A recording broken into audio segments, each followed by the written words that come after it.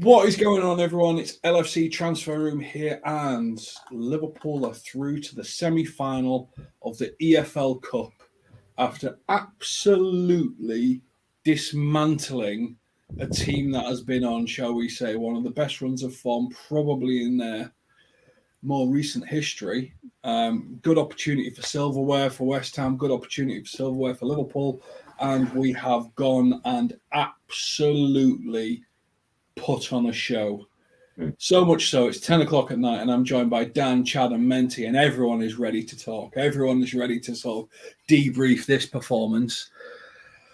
I'm going to start with initial reactions, and then we'll go into some individual players. And obviously, if you've got anything to say in chat, please let us know, and we'll talk about that. But Dan, I'll start with you. Views on performance generally. How are you feeling about this through to the semis? I mean, it's up there probably with our best performance since we played beat Villa. Absolutely smashed them off the park. It from front to back. Everyone had a fantastic game, and there wasn't anybody to go, oh yeah, they're a bit off today. It was just fantastic Liverpool. It was like everything that the United game wasn't. It was build up. There was patience. There was good balls. There was more time being taken. There was no panicking. Everyone was making good decisions, and then we just when the opportunities came, did we take them? And Curtis Jones has just said to right, Birch, you hold the bench, my friend, because this is my position now. What a fantastic performance from that today. Put in today, brilliant game from him.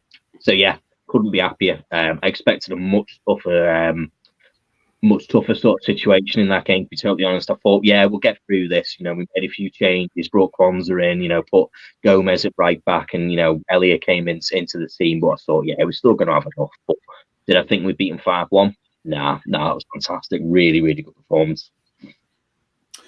Now, Menti Charlie Adams done some great punditry here, which is said Liverpool could go on and win it. I mean, that's interesting, isn't it? A club through to the semi-finals could go on and win a cup. Hopefully, you can give us a little bit better of an insight and an overview as to your opinion on the match. How did you feel we went on, Menti? Yeah, match was great. I loved it. I definitely, like Dan said, did not expect a 5-1. And West Ham have been on form. Kudos and Paqueta have been, doing their dance, sitting on doing all their celebration. I expected like somewhere along of 3-1 or 2-1. But just seeing like Endo played really well as well. So that's like compared to the last game where he was just like shielding the ball, it was a little bit scary. But now they're just like moving it. You see Curtis come in, helping him out as well. But yeah, no, definitely great match. Did not expect 5-1. Definitely expected a win, but 5-1 was way better than last week. Chad, again, your initial impressions of the game, and also just your impressions of Anfield, the difference between United and tonight. I mean, it was audibly different, wasn't it? Yeah, I mean, I was actually quite surprised about the Sunday game. United, it's Liverpool United, it's Anfield, it's a night game. You expected kind of vibration, from Anfield coming through. Unfortunately, it wasn't. I was shocked by it because, I mean, from the first minute we were at United's throats and we were, dominating the game. So I expected the crowd to be on top of Man United through the whole game and be the Anfield that we all know and love when it comes to European nights and when it comes to big games. It was quite shocking, actually. And tonight, I think Virgil sent out the bat signal and the crowd showed up and they backed the boys and they made sure that the noise was there. And I think that showed on the field as well. We looked more comfortable. We looked like, as Dan said, this is one of the best games that we've played since the Villa game. And it was absolutely fantastic. I mean, the way we control the game, the way we control the ball. I mean, coming out of that weekend, everyone was pissed. No one wanted it. I don't think anyone wanted to watch the game back. It was just so disappointing how we couldn't have smashed United the way we're supposed to. But it was a good game, good bounce back. Carry on to Saturday against Arsenal. Yeah, now obviously there's going to be the draw. They say the draw takes place at 10 o'clock, but obviously, as we know, there'll be the full parade and shebang and stuff like that. So we expect to get the draw to happen whilst we're on stream. We know, obviously, we've got Helior in chat, so I know you're going to keep on top of it. I've currently got BBC open where we're getting real insights from these pundits like Clinton Morrison. It's a cup competition. You win it. They have won it many times. I make them favourites.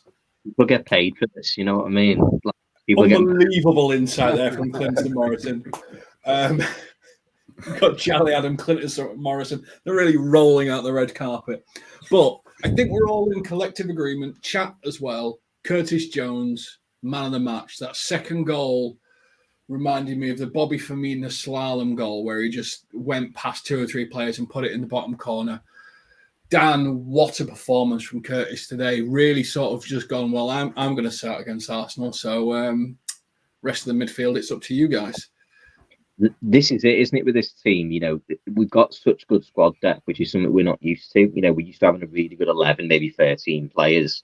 But now we probably have about 18 players who could all kind of be getting into that first team. And Curtis Jones, unfortunately, has become victim of the midfield overhaul, of bringing in Gravenberch, bringing in Szoboszlai, bringing in McAllister, all world potential world-class players. And I mean, a World Cup winner in there, for God's sakes, and the captain of Hungary.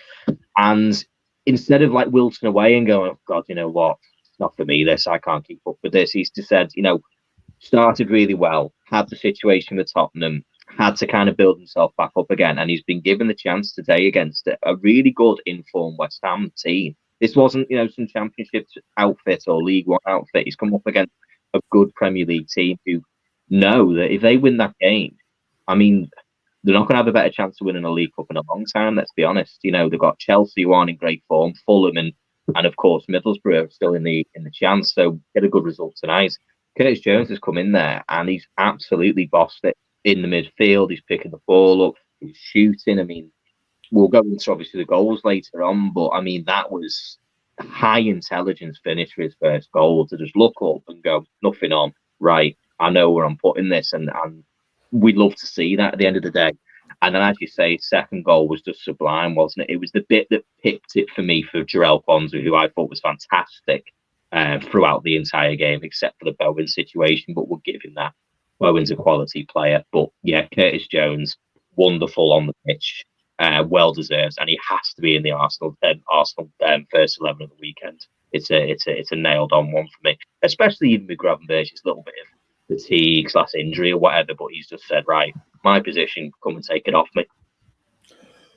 Now, Menti, we've been talking about great punditry. The guy gave man of the match to Gakpo, who didn't have a bad game. No player had a bad game, but when Curtis Jones and Quansah did that, you give it to Gakpo. It's pundits are on fire tonight.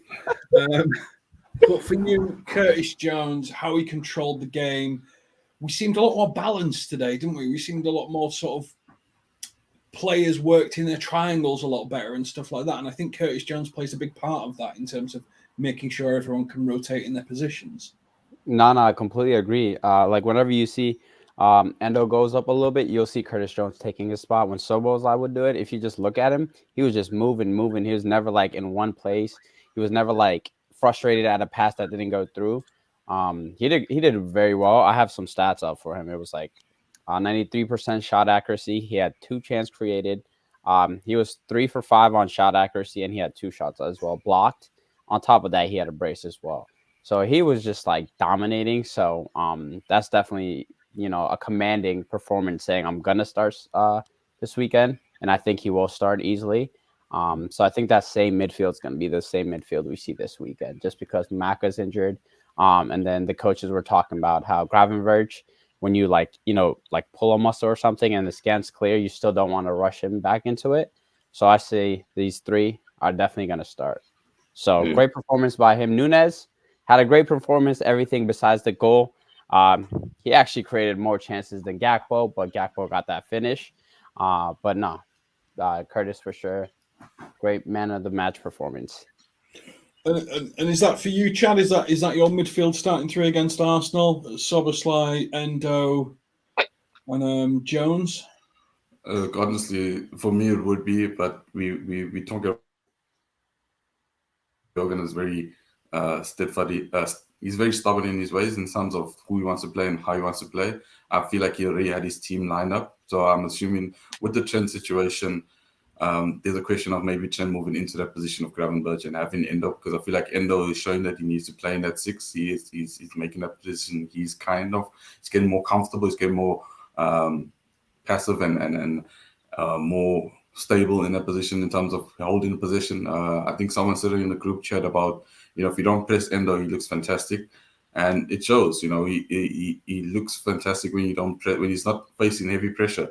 So I see that's the 6. Then you got Szoboszlai, against United, that triangle between Szoboszlai, Trent, and Salah wasn't working.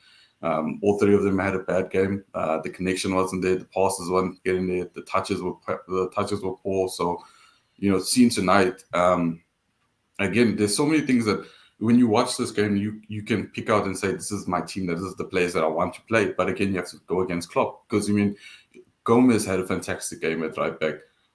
Playing in the system of the 4-3-3, going back to the old system, it shows how good we can play in the position now that we have ball players in the midfield.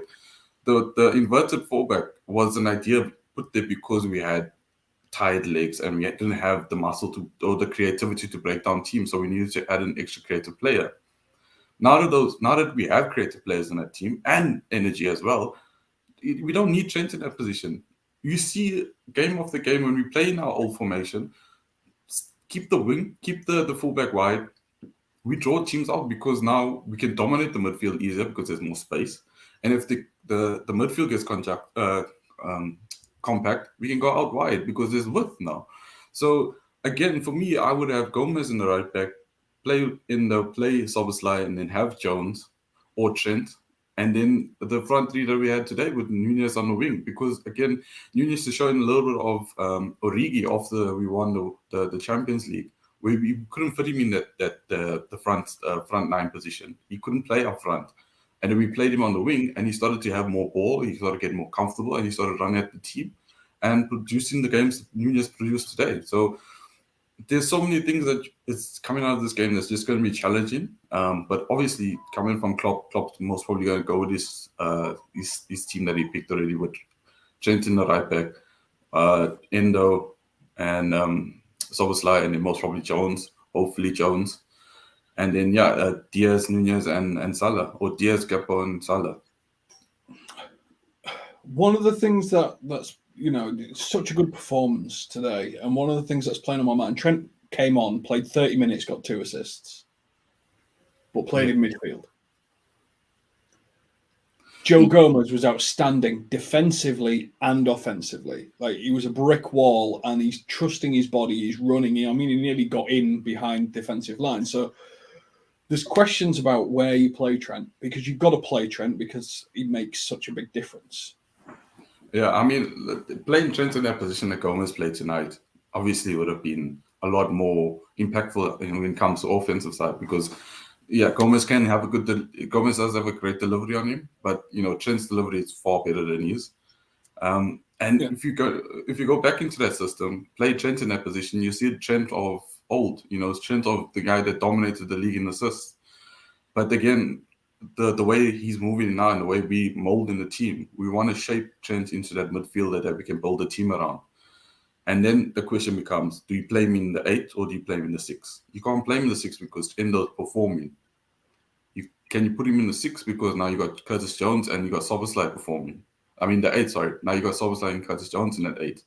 So it's a big thing now. And I don't want us to go back to putting Trent on the right back position, because it's going to bring that inverted fullback position that I despise completely after this game. I hate diagonal. I've ranted about this many times. I'm not going to rant about it again today.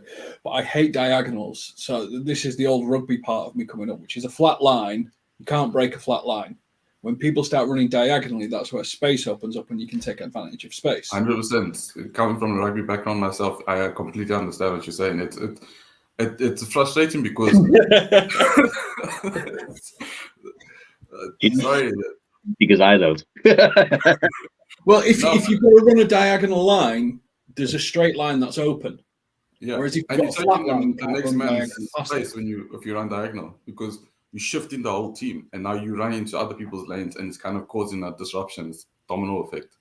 So a flat line, everyone moves forward, everyone moves back. If one person moves diagonal, one person's got to move left, and there's more room for error, basically, is the point of it.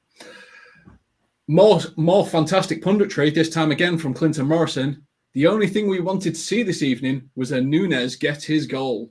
I tell you what, Menti, I kind of wanted to get through to the semi-final. I don't know about you, but yeah, yeah, I didn't care about the goal as long as we went through, to be honest with you. But it was a big performance from Núñez tonight, and one of the things that has been frustrating me is I think he's been taking Salah's space. So they've both been trying to operate in that right-hand side of the box space, trying to get their shots off there, and Salah and Núñez were getting on top of each other and stuff like that, and actually moving him out to the left today where Diaz plays, playing him with Gakpo, who's a highly intelligent player and knows, right, well, if he's just going to run like a bull in a china shop down there, I'll check and go here. That's why he got Sky Man of the match, maybe. There seems like there's more balance in playing Núñez in one of the wider positions than more a central position, because if you've got an intelligent 9 and an intelligent, like a player like Salah who can then work around you, you can keep Salah and Núñez operating in spaces of danger as opposed to them standing on top of each other, which is what happened against United for me. Mm-hmm.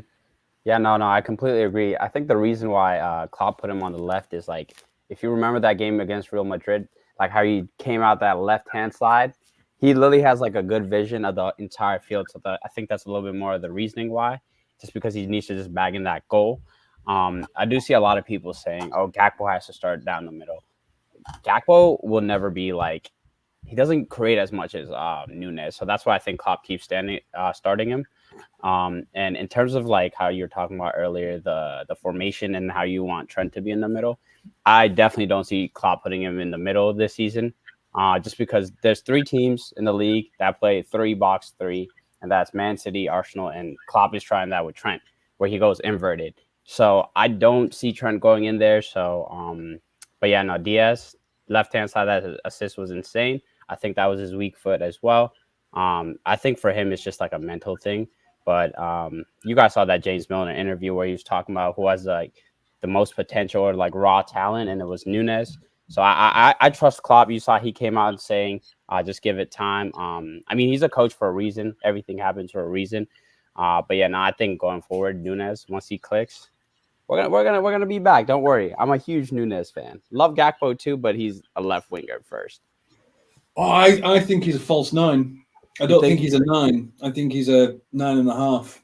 It's just the thing is for Gakpo, if you look at him sometimes when he tries to play that false 9, he just kind of looks lost sometimes. I don't know if it's just me.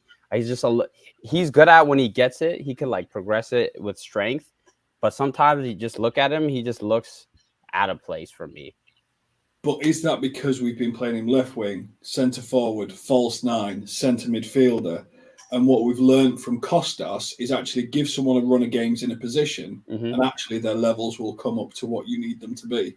Nah, I think that comes to coaching. So I don't want to blame him too much about that, just because same with Núñez, they came into a time where like Liverpool needed a revamp, and he came into like a horrible team. So Núñez looked bad, and then Gakpo came in playing left, right, up top. So I think in due time you were going to see everything click. I think it'll happen.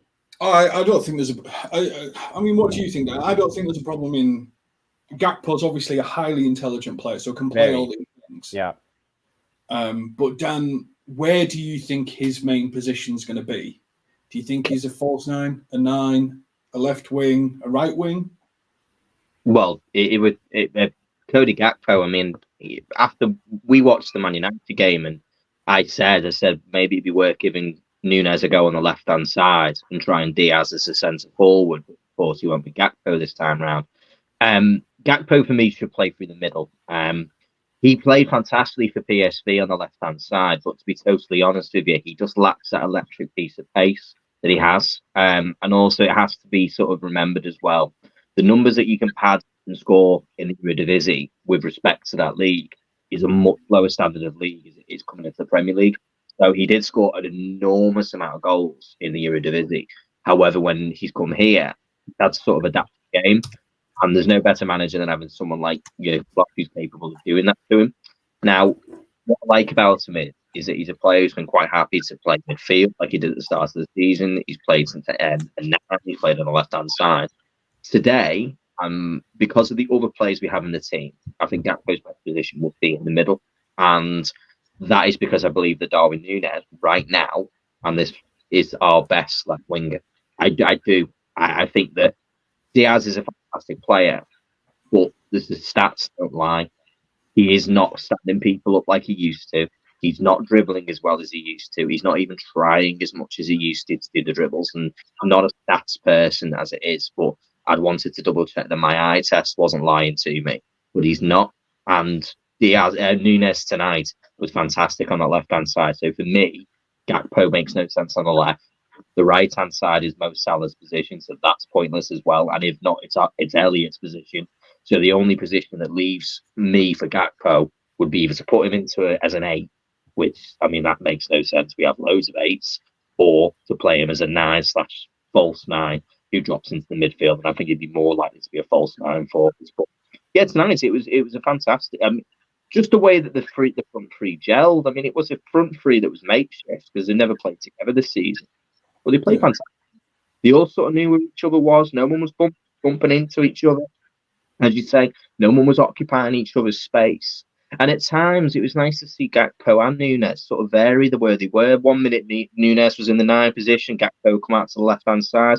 And that's lovely to have. That's players who are quite happy to be in different positions based on what happens within the game, rather than being like, oh, I'm in the wrong place here. You know, I don't really want to be where I am. And that was great. So, yeah, Gakpo, for me, he's our best number 9.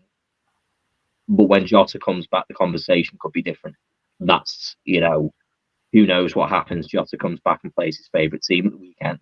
And all of a sudden we have a new question to answer ourselves, don't we? Which is, you know, where does Jota fit in? Does he fit into the starting 11, or is he still a bench option? So, you know, it's going to be questions.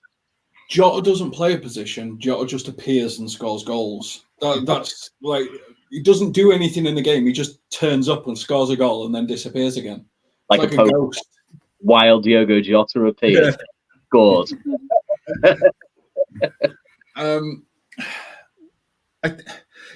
And just to give, you know, I mean, you mentioned it then. You talked about Diaz coming in and playing 9 and Núñez playing on the left. Actually, when Diaz came on, it was him and Núñez that were swapping positions, not Núñez and Salah, which is what it has been, which has been pushing Salah wider, leaving no space for Salah to come inside. And Chad, one of the things I like today is the way Joe Gomez was barnstorming down the right-hand side. And again, what a game he had.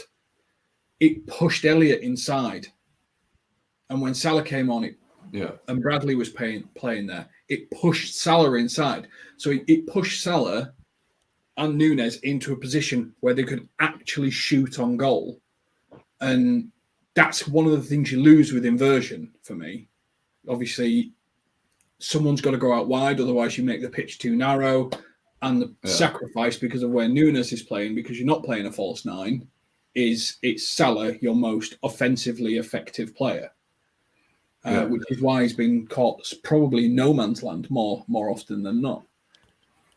Yeah, I mean, Salah's been lacking that help. And, you know, when we used to play that system, Salah always had help in the sense of Trent would either join a defender by making his runs, his overlapping runs. He'll draw the defender off Salah. Salah has more space and time to play the ball. Or he'll allow Salah to run into the spaces, particularly when we had Firmino and Mane, who do those diagonal runs into the box, because Firmino would drop away from them and allow them to play those balls in.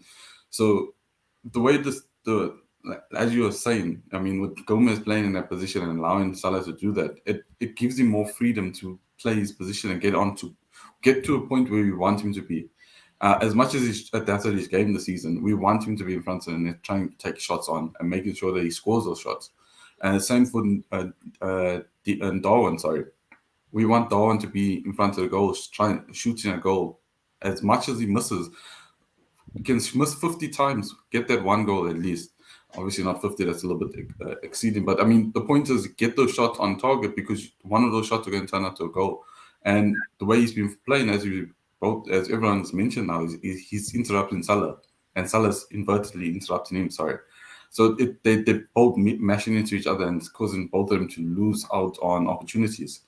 So the shift in moving him into the wide, and we talk about Diaz. I feel like since Diaz has come back from his the whole incident with his parents and them being kidnapped, I think his mentality is not. He still needs time to adjust to reality in a sense. He still needs time to adjust to that his parents are safe now. He can play and continue to play, and he can be at peace. You know what I mean? So I don't think Diaz is in the right mindset to be playing at the moment.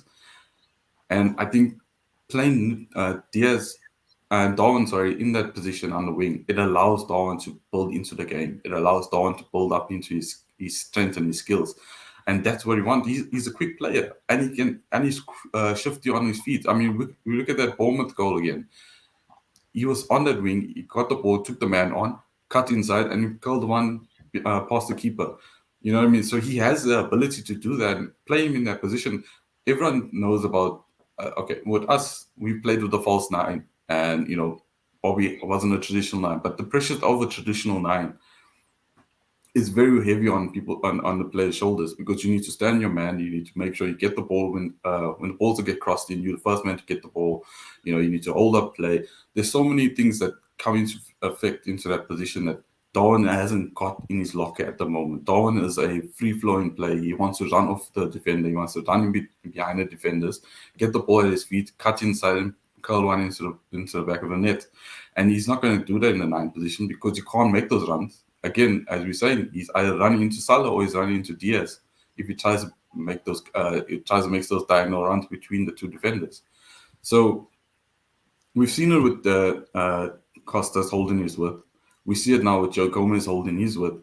How much it allows the players to, and allow the midfield to be more creative and get those balls in, and get the front line, get them a few touches, allow them to play the ball, turn the man, and get a shot off. And that's what's working for us. And I feel like that's what we need to continue doing. Play that game, allow Diaz to build his confidence in the league and on the wing. And then you can move him back into the 9 position. Because right now, the 9 position, regardless of system that we play in, is Klopp wants the 9 to be a more of a false 9. Play the ball, bring the midfielders in.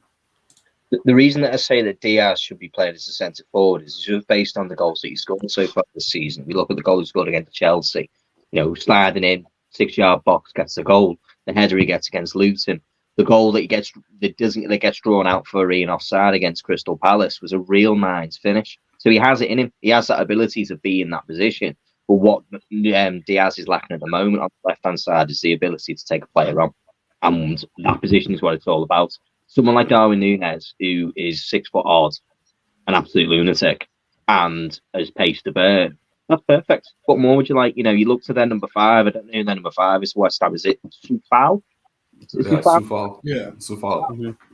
You can see he's had enough, because he was under so much pressure from someone like him, and he was throwing his arms, and you could see the stress was getting to their number 5 because of the pressure he was putting on him, and that's what we want. And it will come. What's happened to Diaz is we wish on anybody, and it's completely once in a lifetime. Thank God that only happens to any football player. Never mind, just one. So we just hopefully we can kind of build himself back into form, build himself back into the confidence that he needs, especially after the injury, especially after the what's happened with his mum and dad. So yeah, we have a lot of options, but for me, it would be a crime to not put Darwin on that left-hand side and put him back into the middle at the moment, because I personally put that front 3, adding in Salah on the right-hand side, is right now, form-wise, off what we've just seen, probably our best options, because none of them have been very good.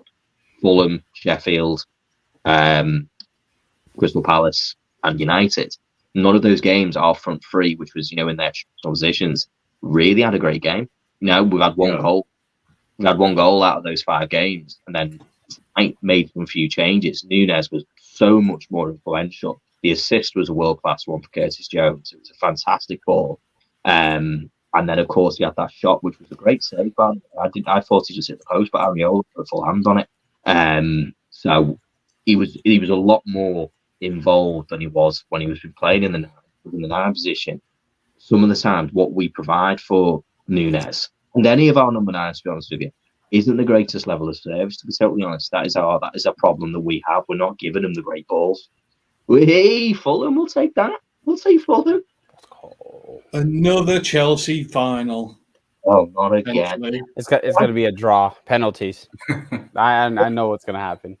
Nah, I think we win it in the 90. No. We have to. No. Every time we play Chelsea in the final, it's going to PKs. I'm telling you.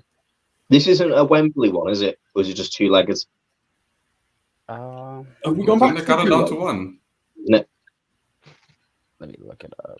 I need to check. Helior, are we back to 2 legs or are we on a single leg now? I only say that because I do remember when we played Arsenal over the way, when we won it a couple of years ago. I know there's been rule changes, so we're not looking for another money grab where they send it back to, Wembley for the sake of sending it to Wembley. Yeah, it's at Wembley. Right, so it's a money grab. Yeah, that's fair enough. But I mean, that's better than the 2 legs. Get the one game done and dusted, move on. Okay, Menti, for you, let's carry on with some of the positives. One of the questions Helior asked was if I've forgotten his name. Curtis Jones wasn't man of the match. So let's imagine he didn't play. Who was number 2 and who was number 3? Number 2, I would say Darwin, even though he just didn't score. And number 3, I could tell you some stats if you want. Let me pull up some stats. I had some up. So I need someone. Sorry, it's your opinion, Menti. That's what I'm saying. I'm saying he had. Hold on. I had this out, right? He had created 4 chances, right? 4 chances, and he had assists on top of that. All right. Gakpo had 1, and he somehow won man of the match. If not, I would say Trent. I don't know how he came in 30 minutes and I didn't realize it. He had 2 assists. I need players to perform. I that Trent came out for 30 minutes and that was crazy. Got 2 I would assists. say Darwin and then Trent. That's just my opinion. Dan? With your shocked eyes. And please put it in chat. If you're new here, like, subscribe. Tell us your top 3 players for the game today. So we've got, everyone agrees Curtis Jones was number 1. We've got Nunes and Trent. The guy that won it. Trent, that's what I said, yeah. Dan? For me, Jarell Quansah was absolutely fantastic, unbelievable. That first half was, the interception for the first goal, the nice pass off to Szoboszlai, there's an assist straight off the bat. I don't know who's been given that assist. He was fantastic. He played in this team as if though he's played in the team for a decade. He's come in there, ice in his veins, saying about Joel Matip. He's full on said, listen, sorry about your loss, but I'm here to take the position. I'm a man. And he's backing it up. He was fantastic. I know we had this situation with Jared Bowen, but it's his birthday, so I suppose we have to give him 1 goal, don't we? I think Jarell gave him the goal, to be honest. He's just, whispered in his ear, said, go on, for your birthday. Basically, whoever played well, you've got to keep it sweet. And then, to be fair, obviously there's a few links where it's not clear. I think Nunes, absolutely, like Menti said, is maybe I was a bit overreaction on my shot, but yeah, Nunes was absolutely fantastic. Especially the real criticism that he's come about. I think Endo was fantastic as well. I think Dominic Szoboszlai was brilliant, really kind of back up to where we saw him start on. Helps getting that goal, really brings that positivity back into you. In for a 30-minute cameo and just bossing it. But then the thing I'll take from that is that he's coming up against a bunch of lads probably just about giving up now. Kind of thing. A lot of them West Ham players you saw. Just give me your 3rd player, Dan. Just give me your 3rd player. All of them, the whole team now. Yeah. Nunes for me. Look at that. He's shocked eyes and he's ended up falling in line, Menti. Chad, for you, 2nd and 3rd player? As Jones, I really want to give the guys that weren't. I don't want to go on a rant again, but for me, Elliot really put his hand up, saying that he can play a full 90 minutes. Gomez again, Costas looks like it's making it harder for us to now decide when Robertson comes back if you can give Robertson back his position straight away, or it's Costas is to lose. Quansah. Brilliant game, absolutely fantastic. He looks just like a Van Dijk region. We've all been saying it, and he, like Dan said, he made a Stone Cold interview where he said that it's his position now, and Matip is now on the back burner. And when you say that, you have to show up and you have to produce, and he's doing that. You know what I mean?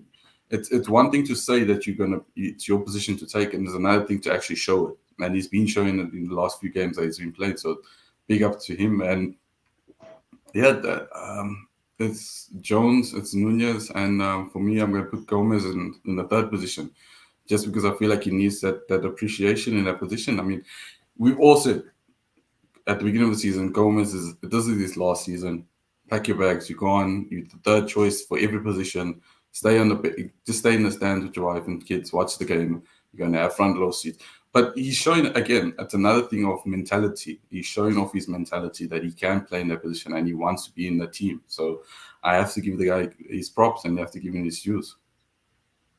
I will. And people who've been on the stream will know I have never turned my back on Joe Gomez. Mainly because this was a guy that was playing centre-back to 2 Champions League finals.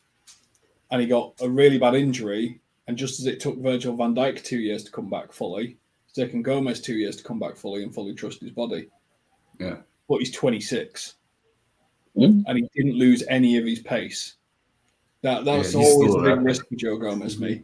But because he's not lost his pace, he was a bit slower when he first came back. I think he was feeling it back. But you saw today, just when he legged it up that line to try and get clean through, he's unbelievable pace. But then here's a question I'll pose to you.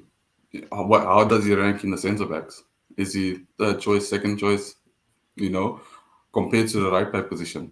When someone in one single game can play right-back, centre-back and left-back, they're more valuable than everybody because that solves many problems. And today he played all 3, didn't he? Yeah, so but it doesn't matter where you rank him. What matters is what's his level. Yeah, but I feel like he's the right back position. Virgil's backup, isn't he? Really? If Virgil gets injured, Gomez plays left centre back. Yeah. If Costas and if Trent's out, Gomez plays. If the 2 left backs are out, Gomez plays. So he is your backup for 3 positions. Crazy. 1 is third, the other 2 is second. That is very, very useful. And that's what Carragher built his entire career on, just being a backup for everybody. And then eventually he got his main position and he nailed it down and no one could get rid of him, despite them signing a new player every year to try and get rid of him. He wouldn't let go of it. That's the sort of player you want in your club, isn't it? For me. While I wouldn't say he doesn't have the potential to be better than Konate. Konate is just as quick as Gomez, probably. Kwanzaa has the potential to be a great player, but he's a kid. He's 20. He's going to go through periods where he's shit. He's going to go through periods where he's brilliant. He's currently in a period where he's brilliant, and I hope it stays. But there'll be a time where Kwanzaa's form will drop and he'll need someone to step up. And that's where Joe Gomez comes in. So I would probably say he is third, but I would say for the development of Kwanzaa, they'll play him as centre-back as 4th choice because they've got other positions to play him in. So that would be my honest answer. I think he's 3rd best centre-back we've got, especially because Matip's done. I don't think we'll see Matip in a Liverpool shirt again, unfortunately. He's becoming our Tony Hibbert, isn't he? Do you reckon that's a riot when he eventually scores? I'm so close today, wasn't I thought he was going to score. So yeah, for me, Joe Gomez was one of my top 3. Elliot was my other top 3. I think he was the link between midfield and attack. I think he dropped back and let Gakpo and Nunes sort of almost go as 2 centre forwards. I think he played with a level of intelligence today that he would need if he was ever going to be an efficient winger, because he's not got the pace to be an out-and-out burn winger. So he has to play with intelligence, like I put it in our chat, like your David Silva, like your Bernardo Silva. If he ever wants to be a winger, he's got to play with such a level of intelligence that actually he can think faster than people can move, because he doesn't have the pace. And I think today he did demonstrate that ability. I don't think he's there yet, but he definitely demonstrated the ability. And I think it's an experience thing. I think you've got to have a lot of experience. I know David Silva was brilliant at 22, but we're talking about one of the best intelligence footballers of all time. So I think he's got a lot. He's definitely demonstrating what I think he needs to have a long Liverpool career. And he's just got to continue that development. I still see him in that midfield position. I think he can do wonders in that 8 position, especially with his ball. Like you said, he's intelligent on the ball and he's grasps of the game. The way he sees it, he can do lots of things. It's tricky, isn't it, in terms of a Klopp midfield and an 8 for a 5'5" player. Yeah. And I don't see that for any other reason than a Klopp midfield is normally a powerhouse water-carrying midfield. I think Szoboszlai is the first big change, like that Goetze type player that Klopp's gone for in the Premier League, but he's still massive. He's still 6 foot plus powerhouse, deal with the physicality and stuff like that. I haven't really seen. Thiago's probably the only one, but again, a guy so intelligent, so clever, one of the best passers. So maybe Elliott could get to that level, but I think he's more an attacking player than potentially Thiago. But we'll see. What we saw here today was his first good game, in my opinion, from starting the pitch. He's been a fantastic substitute. He really, really has. And we watched him against Wolves after the international break. He came on and was fantastic. Like, give him the game. And I think he played, was it last? It was a Europa League game. Started, and everyone was really deflated because it just wasn't that same level of performance when he started the game. And today, he's had another chance and he's taken it as well, just like Jones has. He's taken that chance and said, I can start a game and I can influence it against a team of players who aren't tired, who aren't going to give me that little bit more space. So I'm dead pleased for him, and if he can continue in that vein of form and can give Szoboszlai a bit of a question so much. I don't think he's going to give Salah a question, but it is sort of Szoboszlai's position that he's giving a question towards, in my opinion, at the moment. If not, he's still going to be a bench option, and I think there's a chance he's probably still going to be on the bench come Arsenal.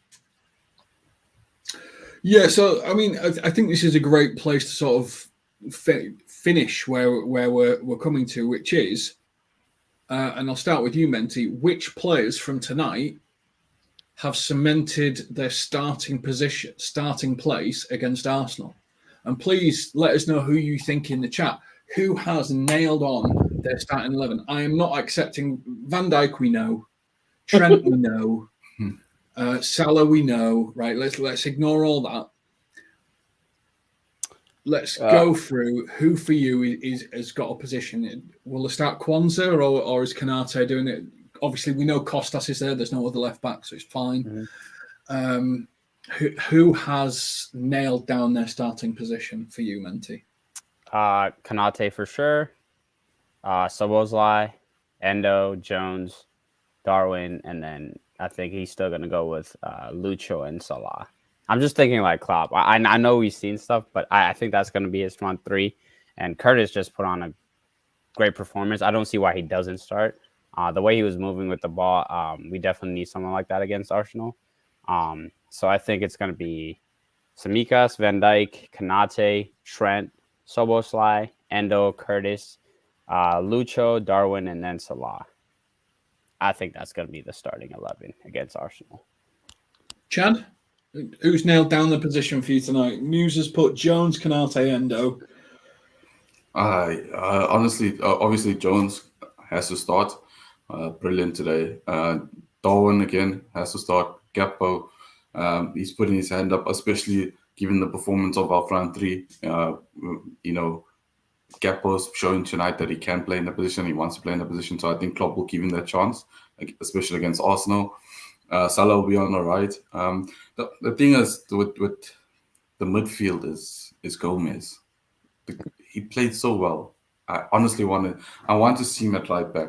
But then the thing with that is, where do you put Trent?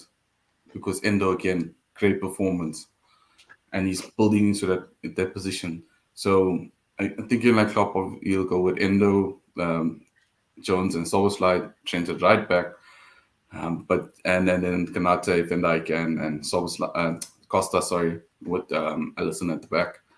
But still, I honestly feel like you need to give Gomez a chance at that right back position, just because the way we play when we play in that formation and that system, and then maybe try for Trent in the 8 or somewhere. I think it's interesting, isn't it? I think I'm agree. I actually lean towards agreeing with you, Chad. And I'm kind of, do you start Endo or do you start Trent, or do you start and put Gomez there? And I think that's the discussion for me. Is, do you start Trent as a deep line playmaker, have Gakpo at a false 9 pushing on Declan Rice to shut down that sort of path, and have Gomez as right back, so you've got a strong back 4? Or do you start with Endo, put Trent on the right and drop Gomez? And I think the question is, one of either Endo or Gomez is not going to start. And I think most people will say, well, Endo played well, so it should be thing, but Gomez played well. Yeah. It's tricky. And I mean, what is that Arsenal wing that's going to be? It'll be Martinelli will be on the left side for Arsenal. Yep. So yeah, he's not as dangerous as Saka in terms of pace, but one-on-one positioning. The thing is, like, I would want the way Gomez defends and the way he holds that position is so much better than Trent. Attacking wise, obviously Trent is miles ahead, but the way he holds his position in that defense, the way he can hold the back line, for me, it's a great shout to have Gomez in that position. Trent again came on 2 assists from that, and the pass for Salah's goal. I mean, out of this world, the way you can see that ball, especially in that position where everyone's turned their back and they're defending a corner. So it's a tough one, It's depending on how Klopp wants to play. If Klopp wants that defensive, stop the ball in midfield, you put Endo in because Endo is that guy. He's going to crash into every challenge. He's going to make sure we get the ball back. If you want to break down Arsenal's defense, midfield, and break into that defense, then you put Trent in because Trent has that touch of playing the ball, and we haven't seen it with Szoboszlai where it comes down to playing people in terms of having that small little touch into a pass for someone to go into it and get a shot off. We've seen with Szoboszlai, he runs the ball at you and he runs it at you like a train that's off its rails. You know what I mean? So do we want to have that creativity, a little bit of creativity, and that's where Trent comes in? Or do we want that solidarity, the solidification of the midfield, and we have Endo, and we'll make sure that the ball it's not getting past him. You know what I mean? So that's a tough one. And also with Gomez, we're not losing a lot when it comes to attacking wise because as we said, the overlapping runs, the pace that he still has, so he's still going to have that threat on the right hand side. And it was going to allow Salah to have more time on the ball because of pushes Salah in field, doesn't it? And that's the thing I like about it. It pushes Salah in field, and you want Salah in field. If it was me picking, I would put Gomez in the right back. If it was me picking, I have Gomez. So does that mean you're dropping Endo and playing Trent as a? Yeah. No, Trent cannot play a natural 6. You have to play a natural 6 against Arsenal. Think about it. Trent has, not saying he's bad at defense, but you're going to put someone that is known for defensive liabilities right down the middle. But the thing is, you're going to have Rice. Jones. Oh, but you have Jones. No, this is always your question, isn't it? Listen, Jones, and we've seen it. Every time Jones plays, he makes sure he covers the 6. He always does it. When he has the ball, but he's the best at retaining the position. And we've seen that when he plays. And to have him there with a Trent, he's going to naturally help out Trent with the ball. It's not going to be a thing of we're going to leave Trent by himself and Szoboszlai and Jones are going to be flying up forward. It's going to be a thing of Szoboszlai is going to play in that. It's going to shift the triangle to where there's 2 pivots and you're going to have Szoboszlai in the front, and you're going to have Trent and you're going to have Jones. Just naturally off that because of the way Jones has adapted his game to play in that position. And that's just going to allow more stable midfield than if you're going to just throw in 1 6 and leave the 6 alone and then let the 2 8s run forward. It's interesting because I think what we're talking about here is defense versus attack, isn't it? This is kind of, do we go attack and say, we're going to give you problems because we're going to make Trent, we're going to put Trent in this position. We've got a strong back four, which Gabriel Jesus and Odegaard are going to have to try and find ways through because there's a really strong back four here. And we're going to cause you problems when you attack us because Trent's just going to ping it behind to either Núñez, Salah, or Gakpo. But we're going to shut Declan Rice down because we're going to put Gakpo on him. And Gakpo shut Declan Rice down. So really, it comes down to the Gabriel Jesus and Odegaard. Or do we play Endo, try and shut down Odegaard and Gabriel Jesus attacking in that sort of central area and take the risk on Martinelli on the left wing, one-on-one, and Saka one-on-one against Costas. And that's kind of where it comes down to. And there's one left. So, Dan, you have the final say. Who's nailed down your position and how are you solving this? How are you squaring this circle? Right. Well, for me, the front three should remain the same, but bring Salah in. I think you don't fix what's not broken. I mean, ultimately, we had a problem. The problem was the last 4 games previous to that was our front three wasn't scoring any goals. I'm not giving the Salah goal against Palace because it's not a big, massive deflection. I know it counts, but officially, it's not the greatest kind of goal that we've kind of seen. So, for me, Núñez on that left-hand side, Diaz should come on as an impact sub. You know, we've seen it with Núñez. There's no reason it can't happen with Diaz. Gakpo playing from the middle, Mo Salah obviously on the right-hand side. Midfield-wise, that is where the complication comes about because we've gone back to where we were pre-Tottenham, which you would say Jones is nailed on for the left-hand side of the midfield. Dominic Szoboszlai is nailed on the right-hand side. So the question is now the 6. And the question used to be Alexis McAllister or Endo. And we've now obviously don't have Alexis until January. And we've now gone back to a new question, which is Trent or Endo, because I don't like this inverting system. For me, I don't really feel that it's brought us too much. I think people have sort of figured us out a little bit. So today we didn't do it. And what did we see? We went back to a more something like back four with overlapping running back wing backs, and we're getting really, really good space and width in the team, which is something we've been struggling with.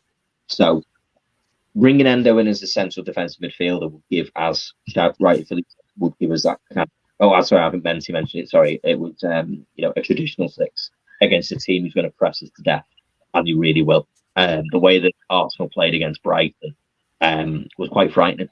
It's the fact that they were capable of doing that, which was something that we weren't able to do against them. They had a lot more energy. They were chasing. They were hunting every ball. There was no time on the ball. That does leave a question in my mind when it comes to Endo, because some of the words of complaint that they have on this can be a little bit sort of when he's pressed, he can take a little bit too much time on the ball. It can be a little bit sort of slow to release it. So there's a question there. But then also there's a question over Trent.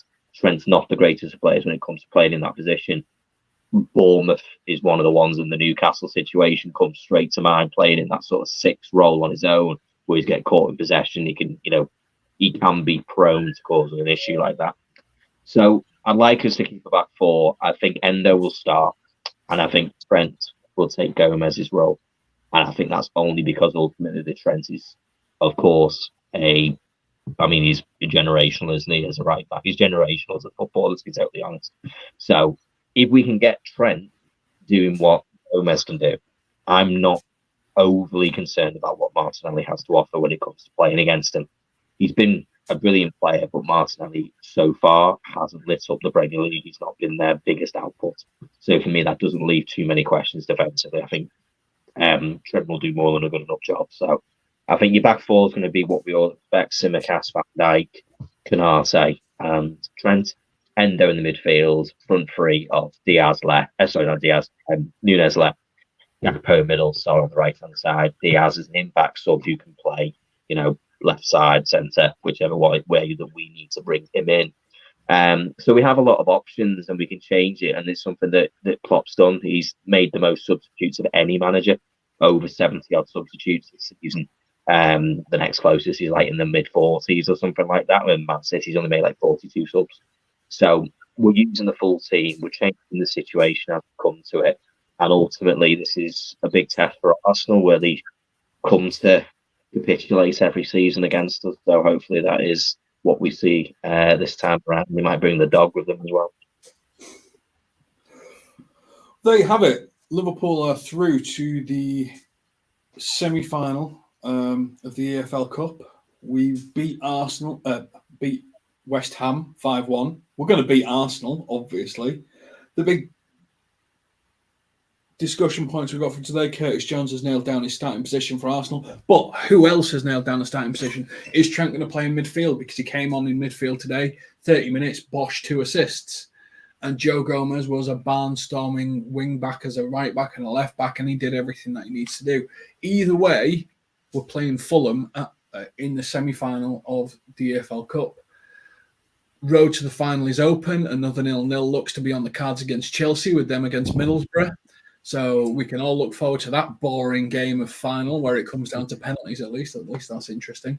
But we had a bit of a move around some of our front players today, and it was more fluid, it was more open, it was more attacking, hence why we got 5 goals. This is LFC Transfer Room. Thank you very much to Chad, Menti, and Dan for joining us on this post-match reaction. I myself am going to bed because I'm cream crackered. Some of you guys, South Africa, America, Dan, you must be tired too. Thank you everyone for joining us. Make sure that you like and subscribe to the channel, and we will catch you on the next one. Take care.